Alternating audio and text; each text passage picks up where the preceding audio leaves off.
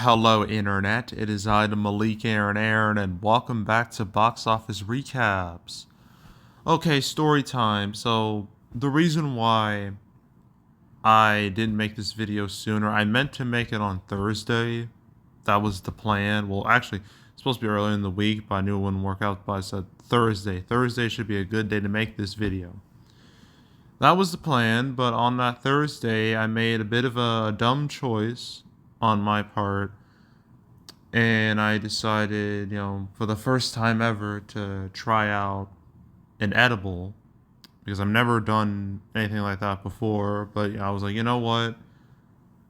I'm 24. I have a long life to live. YOLO, basically. I can try this once, and if it's not good, then I won't do it again. So I tried it. Boy, it messed me up, man. Oof, it was not a fun time. Time was an illusion when I was on, when the edible like kicked in. Time was just gone for me. And if that wasn't bad enough, when I was like driving home, I thought I was fine. And then I threw up in my car all over myself. And I was in shock for a bit. And yeah, that's a moment I never want to repeat ever. And I was like, yep, I'm never doing that again. So yeah, that's why I'm making this video on a Saturday and not a Thursday. There's my explanation. I made a dumb choice, and yeah, that's why I'm doing this now. So now you have full context as to why this video is coming out later than expected. Anywho, so June recap. Okay, so at the end of May, right at the end of May, as you know, the box office was in a horrible state. May was a disaster, pretty much, with the exception of like one, two movies max. It was bad. Fall Guy was a bomb. Furiosa was a bomb.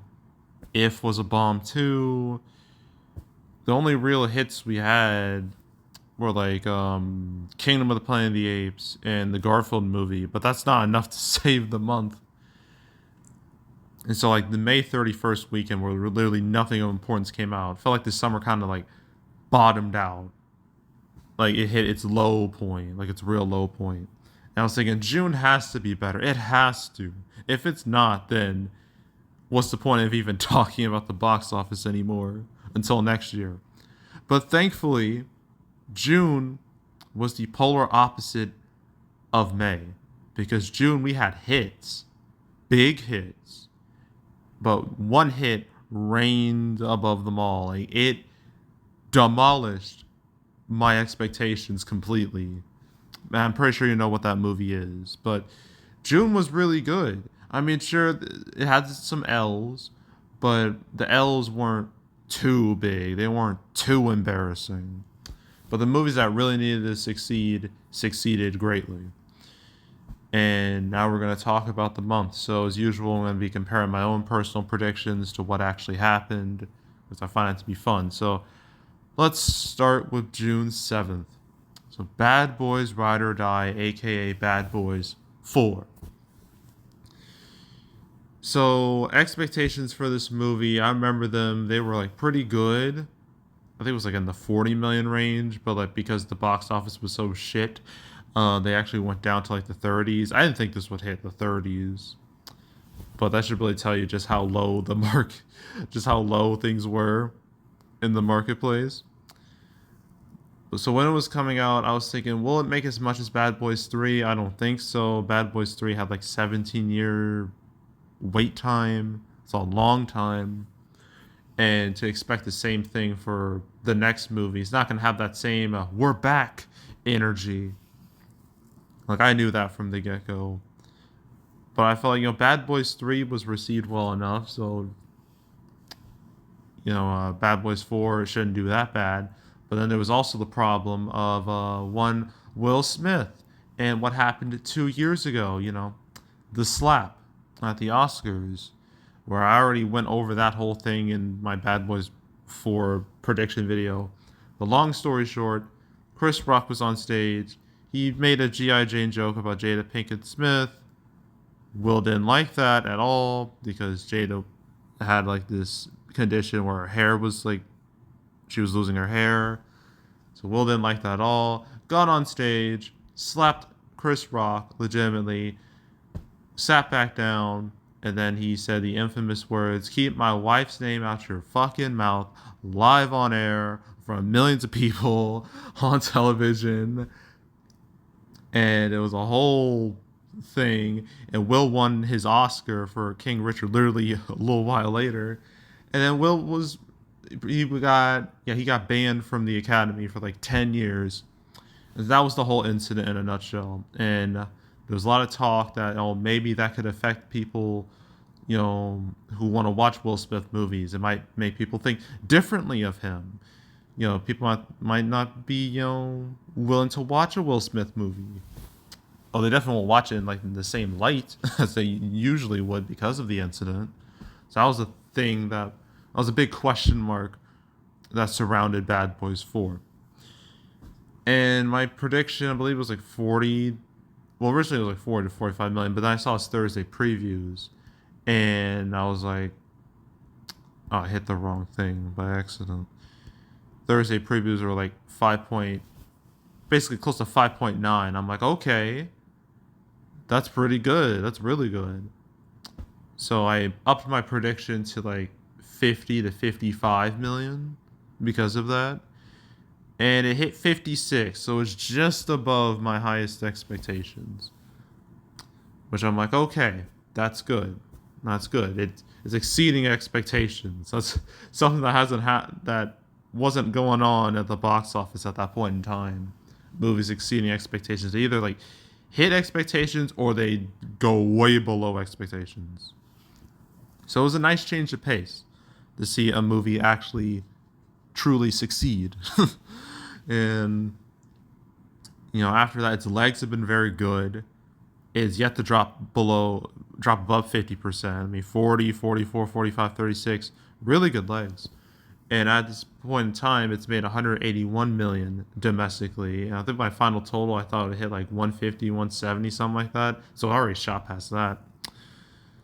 And I don't think it will match Bad Boys 3. I think that's a little out of range. I think it's a little out of sight. Although, looking at like its comparison, let's see where it's at now. Yeah, it's behind it. I don't think it's gonna match it, but it'll be close. Which I say, considering the age of this series, like literally the first movie is gonna be 30 years old next year. Considering the age of the series, considering this is the fourth entry, this is a really good result. Like, this shows that this franchise very much still has life in it compared to like other series. So, yeah. Yeah, I did see this movie. Originally, I wanted to, but I didn't see Bad Boys 3, so I thought it wouldn't feel right to watch the fourth movie without watching the third. But thankfully, the third movie popped up on Hulu, and I was able to watch that. And the next day, I watched Bad Boys 4. And Bad Boys 4, it was a lot of fun. I really enjoyed it. It was the right type of action movie where it was silly, but not too silly. It wasn't a cartoon or anything like that. It didn't reach like Fast and Furious levels of cartoonishness. And I like that about it. Yeah, I had a good time. And I can definitely see why it's done as well as it has. So yeah, Bad Boys Ride or Die. It was the first movie to really reverse the the box office's negative state.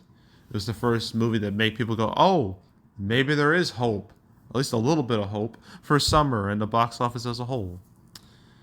So yeah, Bad Boys Ride or Die. It succeeded quite well. I'm glad it did, and it got summer back on track. One movie that didn't do that at all is The Watchers. So let's talk about that now. So, okay, my prediction for this video, originally I thought it might hit like the teens, maybe the double digits, because I was thinking, okay, I thought the trailer, like, it looked interesting enough, and there's the curiosity factor that this is from Ishana, I think that's how you say her name. I'm probably mispronouncing it. Ishana Night Shyamalan, M Night Shyamalan's daughter, and I'm like, okay, that's interesting.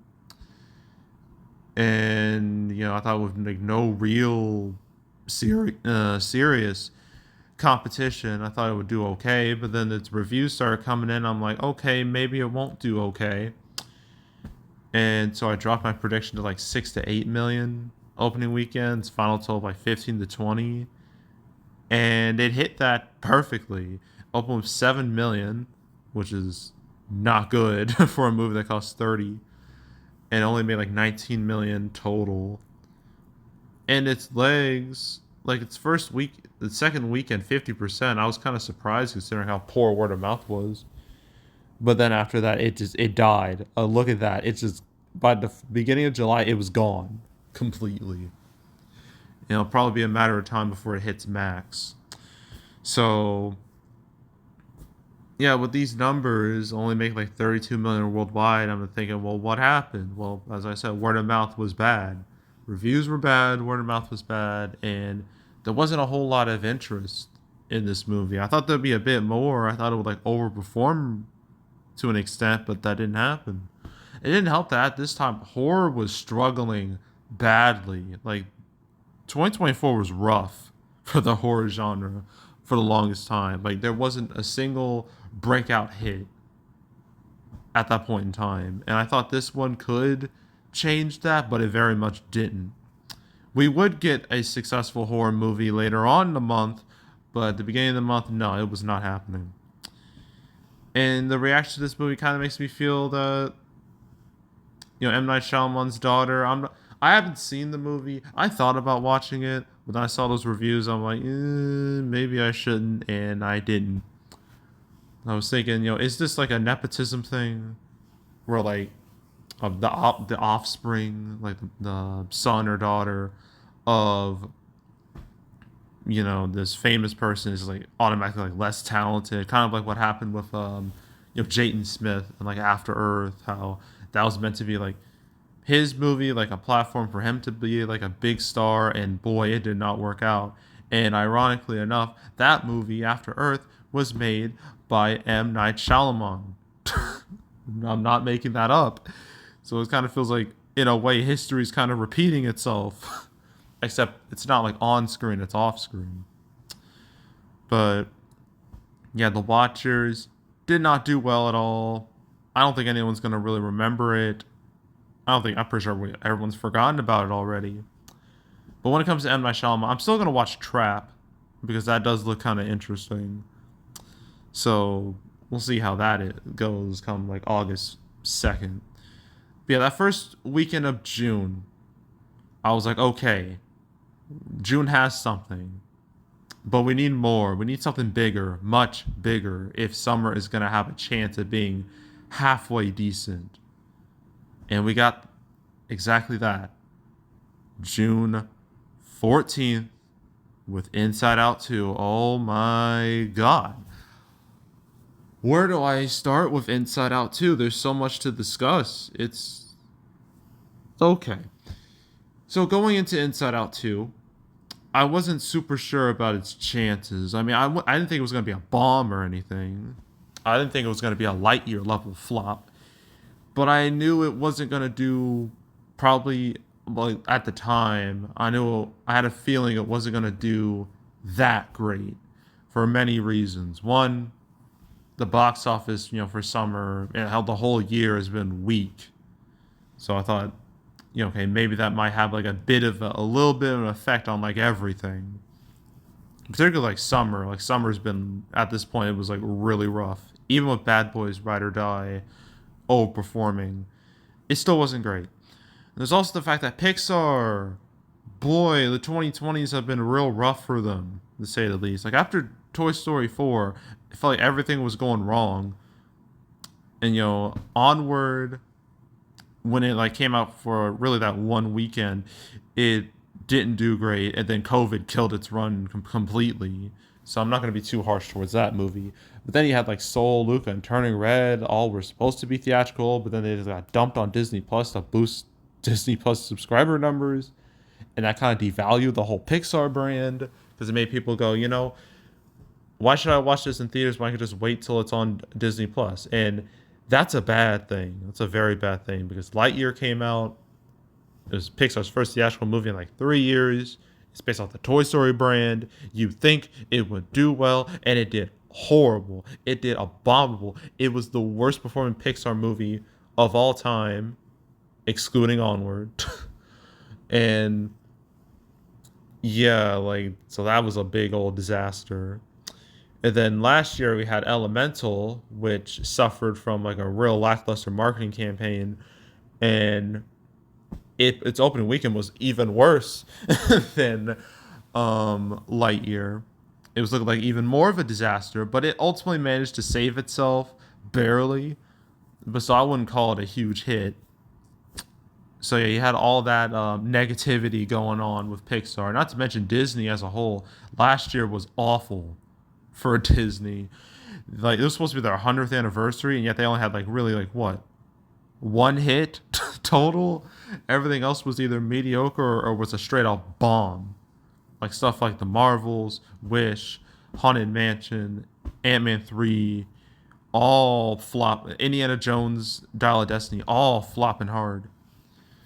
So yeah, a lot of negativity going on with Disney and Pixar. So that kind of maybe lower my expectations for Inside Out 2. I think their projections at the time was like 80 in the 80 million range, so I decided to stick with that. But then things got interesting. I said like before the weekend, I was like, okay, 80 million, 80 something million, maybe like 300 million total, something like that. But then things got real interesting. I saw his Thursday previews, 13 million, and I was shook. I was like, whoa, okay, this is not what I expected. I thought it would make like 8 million at best, but 13? That was bigger than Dune Part 2, which at the time was the big hit of 2024. So yeah, that 13 million preview number shocked me a bit. I was like, okay, it seems like this might actually hit triple digits, because at this point in time, no 2024 movie hit triple digits, not one. And it felt like we weren't going to get that movie until Deadpool and Wolverine, but Inside Out 2 decided to leap ahead of Deadpool and Wolverine and reach that milestone first. So I changed my predictions like 130 million opening weekend to 400 million plus. I think 400 to 450 million total. Turns out my expectations were still too small because it opened with $154 million. Second biggest ever for a Pixar movie. The only one that did better was Incredibles 2. And compared to the first movie, that first movie only opened with like what, $90 million? So this is an enormous increase. And it was the biggest opening for any movie since Barbie last year. And I was just stunned. I was just like, damn, is summer back? Is the box office back? Is Pixar back? Sure seems like it. And then it just kept going, man. Like it just wouldn't stop. Like this Friday number was like 63 million, and its legs over the weekend were really solid. And look at these weekday numbers: 22, 28, 30, 19. These are weekday numbers. I know the 19th was Juneteenth, so all movies had a bit of an advantage that day. But 30 million on a Wednesday, not even opening on a Wednesday, like that is incredible. And then second weekend hit 100 million. That has not happened with any movie since Endgame. Yeah, Endgame was the last time that happened. So this hasn't happened in 5 years. Like, it's crazy. And, this third weekend, 53 million. This previous weekend hit like 30 million. And it's still going. It's still making some cash, a nice amount of cash. And as of July 12th, it has hit 557 million domestically. I never would have guessed that in my wildest dreams. This is literally a Barbie Mario situation all over again, where I thought a movie would do like good, but then it does fucking spectacular. And my jaw's just on the floor looking at the numbers. And worldwide, I mean, internationally, it's doing even better. And now, worldwide, this is the biggest Pixar movie of all time, beating Incredibles 2. Domestically, it's not there yet, but it will get there in probably within a few weeks. But worldwide, it's already there. And I believe, like, where is it? Where is it, like, total? I'm curious. That's international. Worldwide box office is number 21.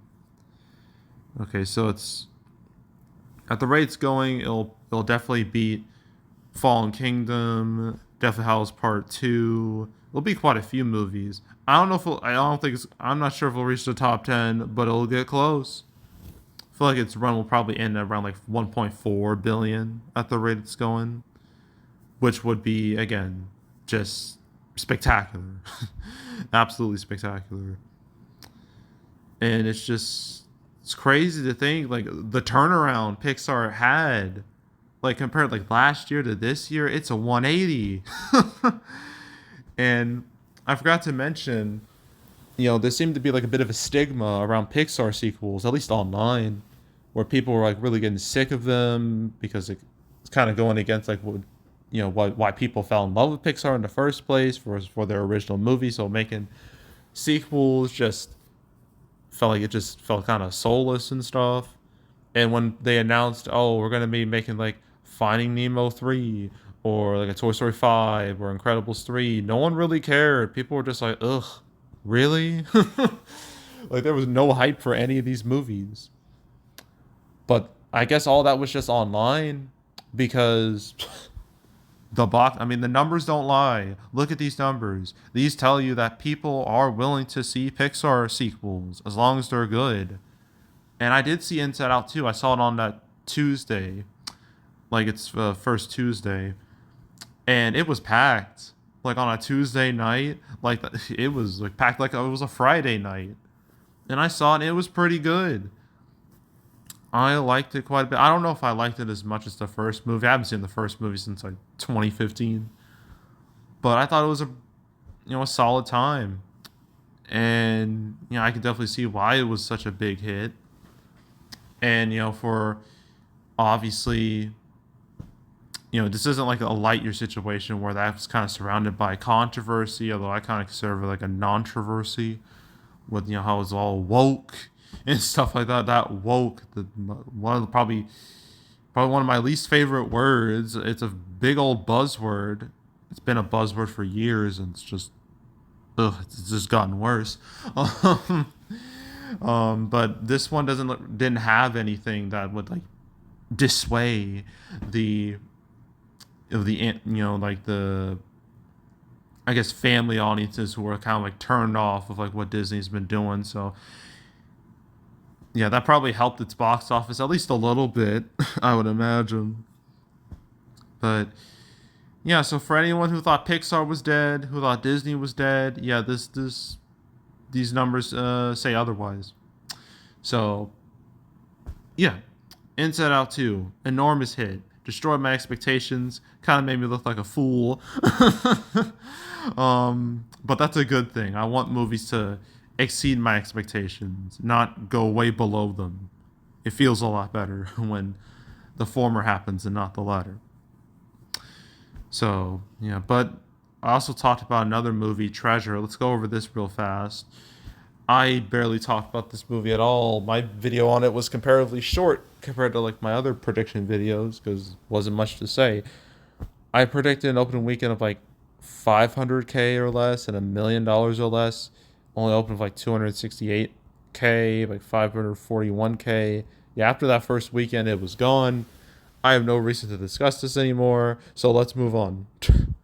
I guess there's Tuesday, which I guess expanded what? I didn't make a video on it because I just didn't care. But it made like 297K, then it disappeared real fast, and yeah, that was it. So really, Inside Out 2, that was the only movie that really came out June 14th. And so we move on to June 21st, which was kind of a nothing weekend, kind of a waste of a weekend. Um, but because Inside Out 2 was doing as well as it was, as spectacular as it was, it really didn't matter all that much. But yeah, let's go over the movies that did come out June 21st. So first we have Bikeriders, the movie that Disney was supposed to distribute via Fox Searchlight, or I'm sorry, Searchlight, just Searchlight. But then the strikes happened, and then they said, you know what? We don't want this anymore. Let's sell it off to someone else. So they sold it off to Universal, released it via Focus Features. I just wanted to mention that was that's probably the only real interesting thing about this movie. But opening weekend, I predicted like 8 to 10 million. Final total of like 30 million ish, and it hit like close to 10 million, like 9.6, really 9.6, 9.7 if you round it. And I'm like, okay, this might have good legs. It did not have good legs. Its legs have been awful. It's been real bad, which like shocked me. I was like, word of mouth seemed like okay. At least its reviews were all right. It's that cinema score was a B, which really should have told me things were not okay. Because look at this, it fell 2/3 the next weekend. Then it fell 61% the weekend after that, and like it's July 12th. It's fallen again, granted, because it lost like over half its theaters, but still, this is terrible. Like, these are not the legs you want for a movie. It's barely doubled its opening weekend. So what happened? What's going on? I'm guessing just word of mouth was just not that good. I think I remember reading like audience reviews for this. I think people saw it. I think it was kind of boring for a lot of people, and that the last thing you want your movie to be is boring. Like, that will turn people off real quick.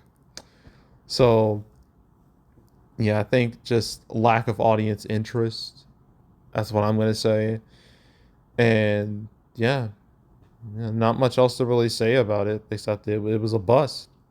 It wasn't an expensive bust, but it was still a bust. But a movie that was an even bigger was, oh shoot, I gotta like, sorry for scrolling like this. I know it's not fun. But kind of lost track where I was. Where is it? Okay, back to June 21st. A movie that was even bigger bust than Bikeriders was The Exorcism with Russell Crowe. And the thing is, I imagine some people probably thought this was like a sequel to like The Pope's Exorcist, which came out last year, which also had Russell Crowe in it. But the thing is, this movie was filmed, I shit you not, in 2019. Yeah, it took 5 years, 5 whole years to release this thing. It's, boy, that is wild to me that it took so long for this to even see the light of day. Like, I understand like Avatar 2. Like, I think that filmed like in 2017, came out like 2022. I understand why, because that movie is hella expensive. It has like intense visuals that you gotta deal with. Like, I understand why that would take a long time. But The Exorcism, like, bruh, it did not need to take 5 years. But anywho, yeah, people thought this was a sequel to The Pope's Exorcist. It's not, even though they share way too many similarities. But the thing is, this was like a kind of a meta horror movie where Russell Crowe plays an actor who just happens to be filming a horror movie. So yeah, that's what's going on. But anywho, my prediction for this was like 1 to 2 million. I think its final total of like 3, 4, 5 million. I don't remember the exact total. And it hit 2.4 million, and then it just crumbled immediately. Lost 70. It fell by 76%, and I'm pretty sure it's gone now, because I'm seeing no more numbers here. And I had a feeling it was gonna drop that hard because its cinema score, but it was like a D. Yeah, a D. I don't think it was a D. I don't think it wasn't an F. It was a D. I have not seen a cinema score that low for a movie in a long time. I honestly can't recall the last time I saw a score that low. I remember like, what was it? The Grudge 2020 and The Turning, they both got Fs. Like, I remember that. I was like shocked. I was like, damn. That's crazy. So yeah, it's been a minute since I've seen a score that low for any movie. So when I saw that D, I was a little shocked. So obviously that played a role in why this movie did as bad as it did, but also the fact that this movie had no real marketing, no real anything, no real buzz, and that's obviously a death sentence too. So yeah, I wasn't surprised this movie did as poor as it did. Russell Crowe, he needs to pick better movies, and yeah, nothing else really to say about The Exorcism. Now we go, okay, Thelma. I didn't make a prediction video for this because I was tired and I did not care, but I'll talk about it now. So, Thelma, I wouldn't have expected anything out of this, but it did better than I expected, than I would have expected. Up with 2.3 million, and its legs have been pretty good, and it's made about over 7 million now, so it's kind of become like a little, a small little hit. So that's nice, I guess, but again, I didn't do a video on it because I just didn't care, but for what it is, it could have been a lot worse, a whole lot worse. It could have been The Exorcism. So yeah, that was June 21st. Kind of a waste of a weekend with everyone only really paying attention to Inside Out 2's domination. But then June 28th is where things get interesting again. Well, actually, before we go through these movies, Kali 2898 AD, this thing, it did really well for itself. I didn't make a prediction video on it because I really don't make prediction videos for like movies that are like kind of have like weird releases, like any like Bollywood, Tollywood like movies. They can have really weird releases. I only think I've covered like a few, only because they had like proper like a Thursday, a Friday opening. This didn't, so I kind of just ignored it, and it did really really well for itself. It opened like 5 million like on Thursday for a movie that had like no real marketing. Well, granted, these Bollywood movies they don't usually have marketing surrounding them. It's kind of like it's very much a niche thing. But opened over 5 million, and it made like 5 million over the weekend, and now it's made like 16.5 million, which yeah, that's a lot for a movie like this. That's good. That shows that the marketplace was really improving. That even like smaller movies, were starting to like bounce back. So yeah, I wanted to talk about that. I'm not talking about something to stand for my. I don't feel like talking about that one. That's Fathom events. I usually don't discuss those. But now for the June 28th movies. Okay, first, Blue Lock the movie. Let's go with the simplest one first. I think I predicted opening weekend of like 2 to 3 million, 2 to 5 million. I had a wide range, and a final total of less than 10 million. Didn't hit that at all. It barely got past 1 million. And as of all anime movies, it died real quick. Fell 82% the next weekend, and only made like 1.8 million. Nothing really to say. I mean, I never even heard of, the anime or the manga this was based on, so it was like that. So comparatively, like popularity wise, this was like nowhere near on the same level as like a Demon Slayer or My Hero Academia or anything like that. And yeah, just like feel like only like the most diehard fans like cared, and everyone else just ignored it. And there's nothing else to say about that. Okay, there's like, what's this, Daddy-O? Didi? Yes, Dad. It's not really Daddy-O. It's Daddy-O. Apparently, it came out in like 600 theaters. I didn't make a video on it because I didn't give a shit. Of like 400K, made like 800K total. Same thing with Blue Lock. It just died completely. So like, who cares? Horizon Chapter 1. I want to talk about this because a lot has happened recently regarding this movie. So first of all, this Horizon American Saga, Kevin Costner's passion project. With this, he basically pulled a James Cameron, where he's like, you know what? I could just have one movie, but why have one movie when I can have a ton of movies, and I can have a whole series? So, how like James Cameron, like Avatar, became like this five movie behemoth that it will be, once it ends like in 2031. With Horizon's kind of the same thing where I thought it was just two movies, but apparently it's going to be four movies. The third movie is about, I think it started filming, I think. Or at least was about to start filming. I don't remember, but I think it's starting the film. And a fourth movie's planned. I'm just like, damn, why do you need all these movies? Why so many? And like the plan was for this to be like, I guess the first two parts of this American Saga was supposed to be like the June 28th, which did happen, and August 16th, which was supposed to happen. Keyword, supposed to happen. I'll talk about that a little later. But I felt like this whole thing, the fact that you were supposed to release like two movies like this close together, it felt kind of scummy. Kind of like you're kind of nickel and diming people. Like you could just had like a bit of a break, more of a gap. But like in theory, like this gap, it didn't sit right with me. And the fact that this was like a 3 hour movie already, I'm just like, ugh.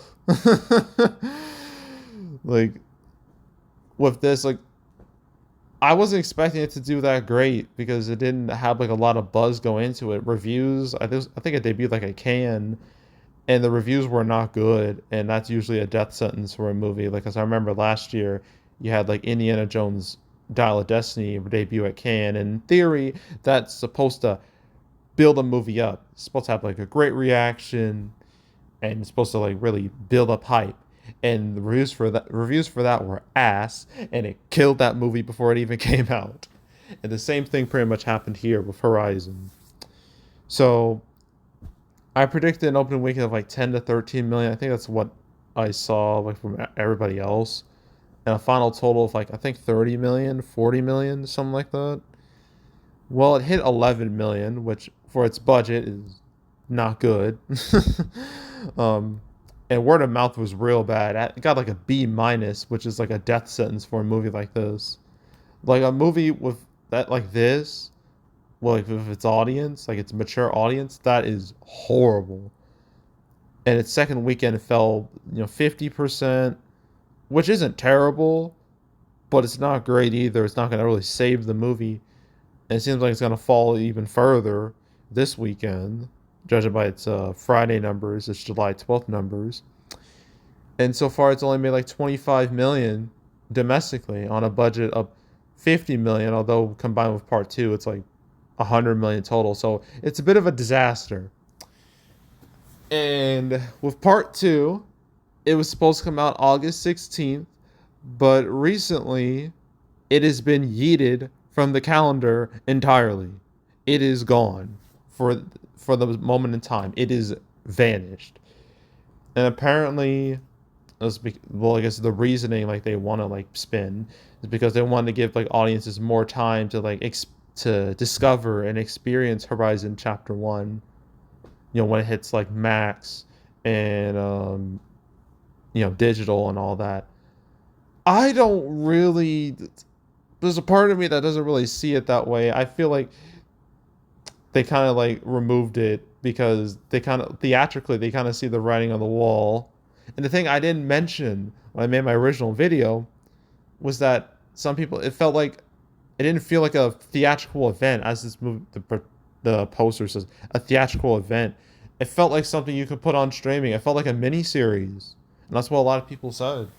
It felt like a total like a mini series that was just put in theaters. Like there was no real difference between like if this was on Paramount Plus as a Horizon, a limited series, I don't think anything would change. I feel way more people would watch it there than in the theater.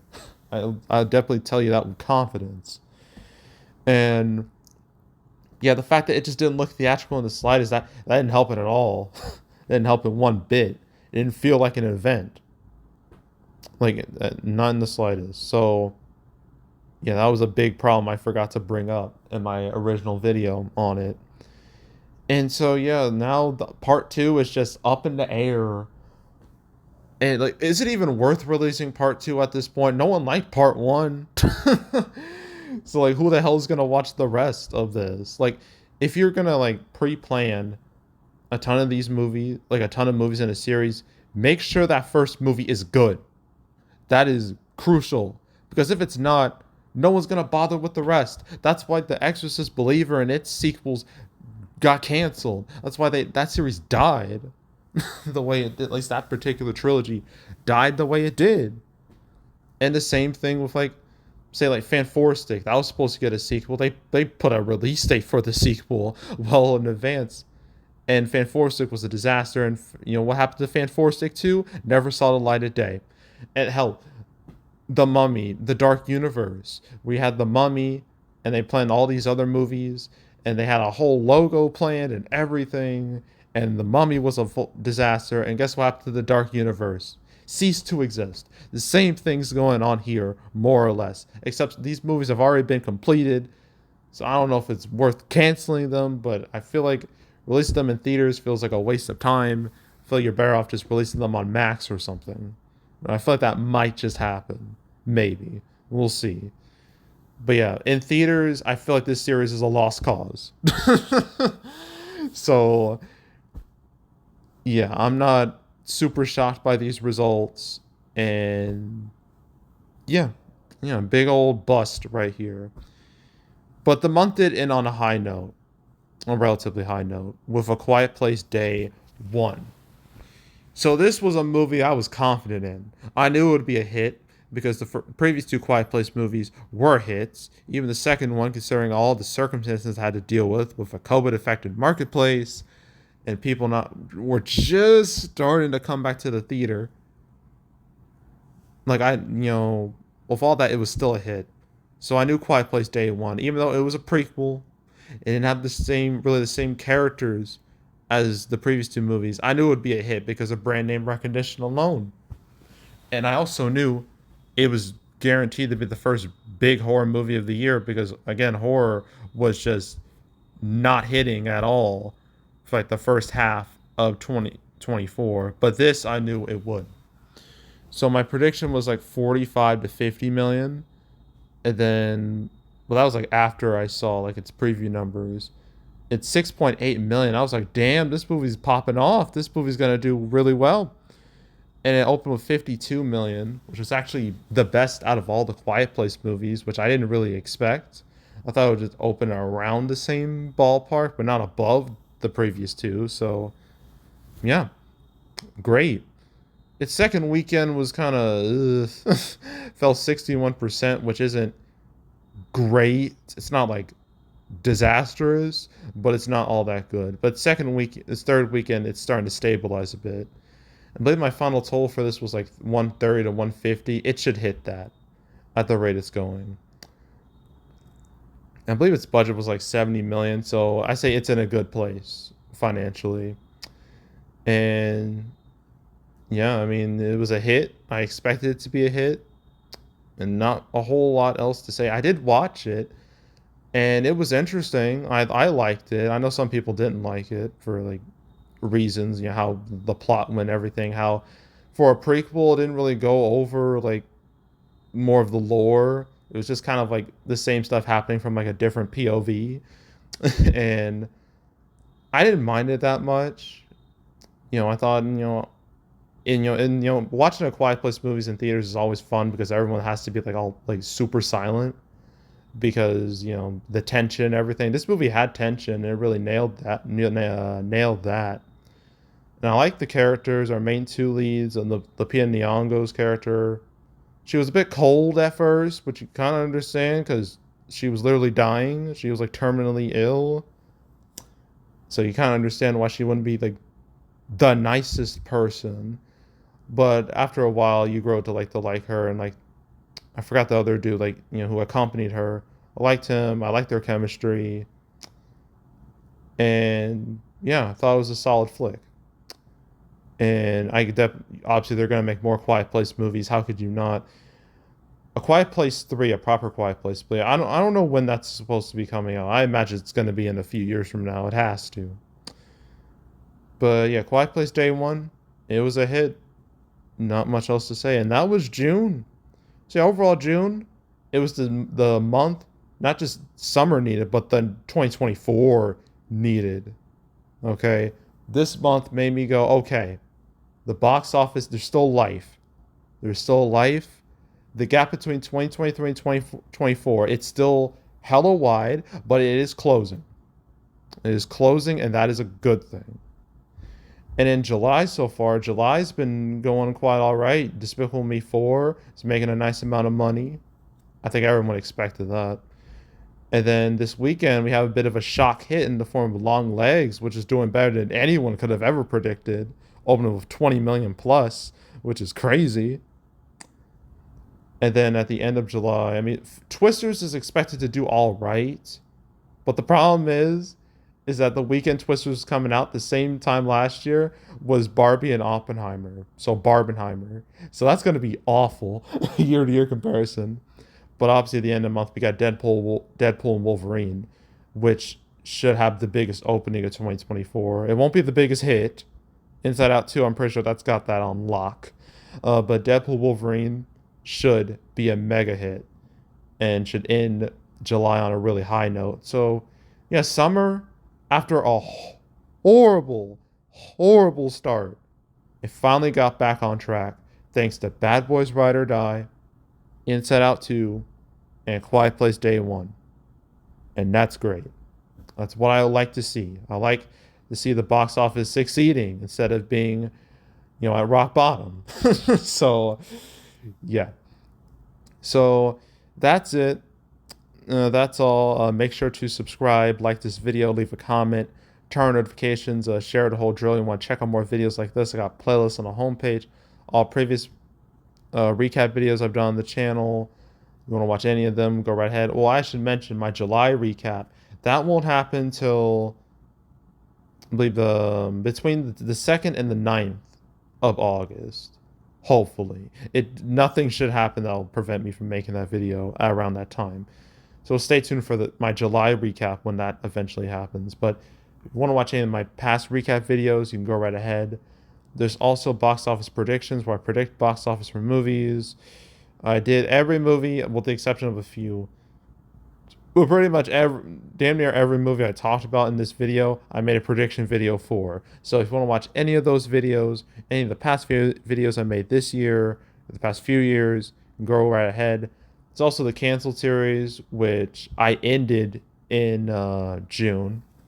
I ended it at 250, which I don't regret, although it does annoy me that some really big news just happened to happen after I ended the canceled series, like Shrek 5 being announced, for example.